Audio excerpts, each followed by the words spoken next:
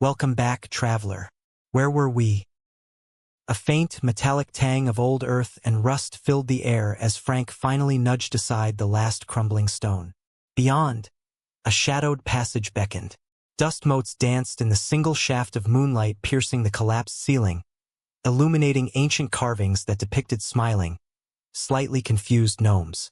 You gripped the hilt of your trusty, if slightly chipped, short sword, a familiar comfort against the prickle of anticipation and the faint, persistent whisper of something.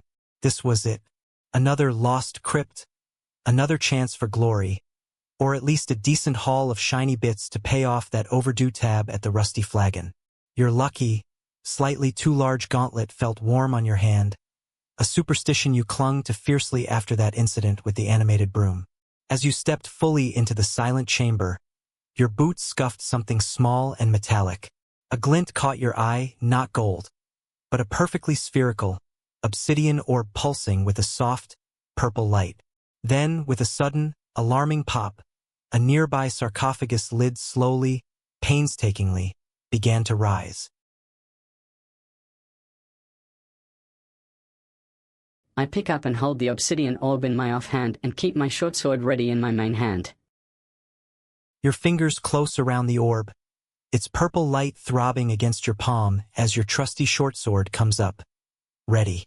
The smooth, cool obsidian settles perfectly into your offhand, its faint pulse a strange counterpoint to the weight of your sword in your mane. You are ready, a small, determined figure silhouetted against the dusty light, just as the sarcophagus lid finally groans to a halt, resting ajar by a good foot. A puff of incredibly stale air, smelling vaguely of ancient linen and disappointment, wafts out. From within the shadowed gap, two perfectly round, very surprised eyes blink at you. What do you do?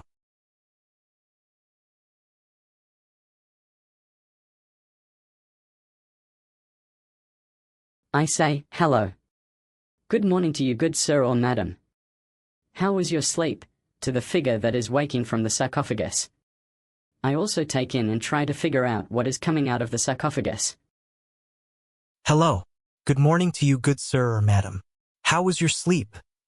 You call out, your voice echoing slightly in the crypt. The two surprised eyes in the sarcophagus blink again, slowly, like ancient shutters opening on a forgotten room. A long skeletal hand, surprisingly clean, emerges from the gap, then a bit of a dusty, pointed hat. It seems your polite, if unusual, greeting has caught the occupant completely off guard.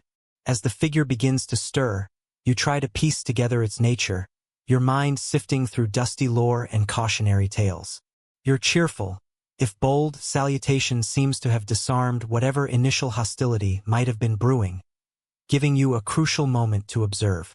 Roll a DC 9 wisdom check, Frank, to see if you can make sense of this peculiar, waking presence. 16. The figure in the sarcophagus twitches, a low, dusty groan escaping its lips. Good morning? Is it morning already?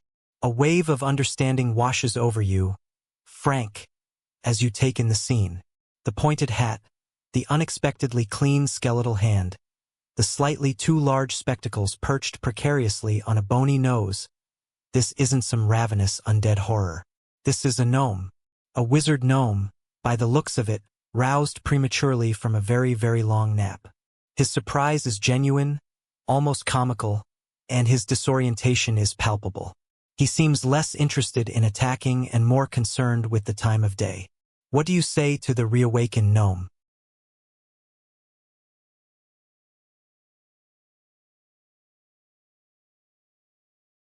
I say, it is good to see a fellow gnome.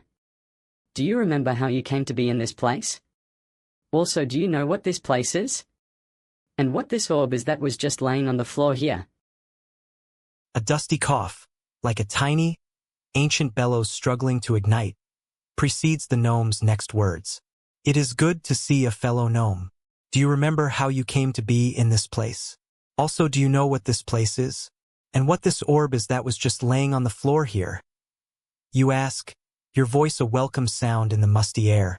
The gnome in the sarcophagus blinks several times, his gaze drifting from your face to the obsidian orb pulsing in your hand, then around the shadowy crypt.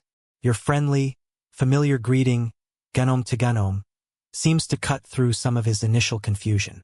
It's a clever approach, one that makes him seem more inclined to actually listen to your questions rather than just stare blankly. Now, Frank, to see if his ancient, sleepy mind can actually process and articulate answers to your very good questions, roll a DC-8 wisdom check.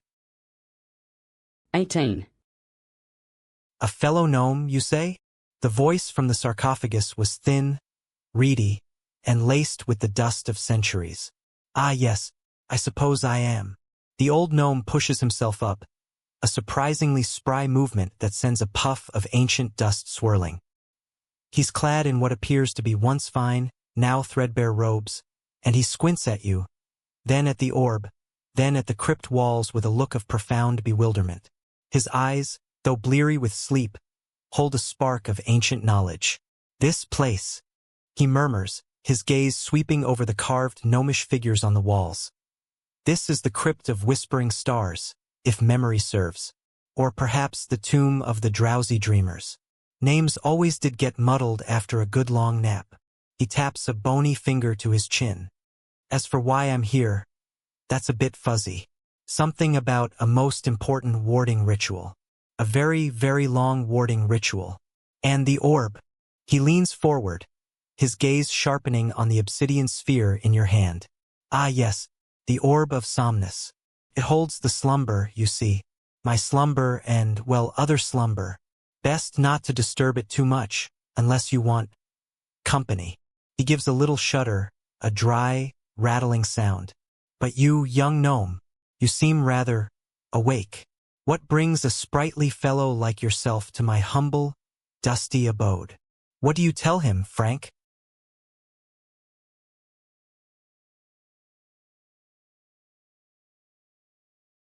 I tell him that I was sent here for your help.